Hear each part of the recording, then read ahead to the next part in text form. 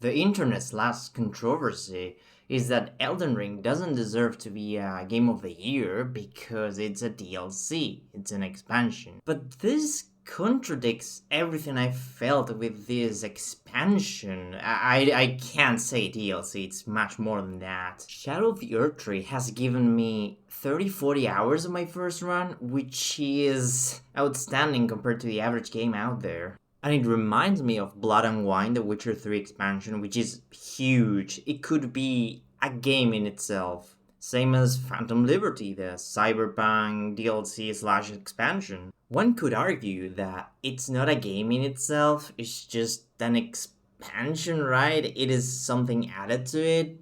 But we have this problem that these expansions are as big as a regular game. Considering the TGAs, the Game Awards, which are considered the de facto Game of the Year awards, right? Don't really have a section, an award about DLC or expansions.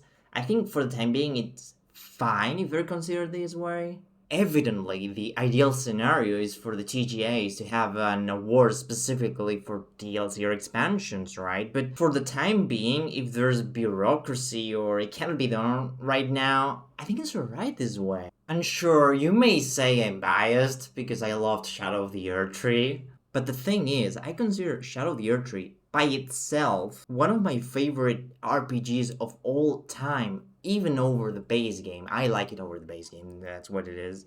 And I could talk about the many reasons why, for example, the weapon movesets, the new weapons movesets are so much more complex, just to start with.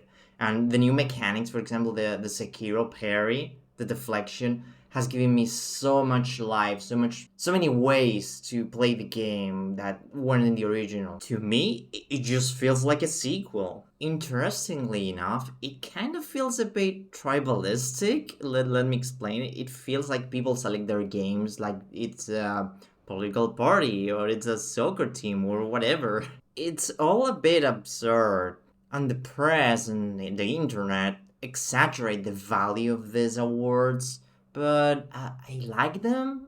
I think they're fun. They're a good way to pass the time. I think it's cool to hear what other people think of my favorite games. At the end of the day, the most interesting thing for me is just watching the ads for the new games. The actual reason I want them to win, actually, is just because some men just want to watch the world burn. I usually end my videos saying to go watch another video and that this is YouTube, you know what to do with all the things down there. But this is this channel's very first English video, so I guess subscribe?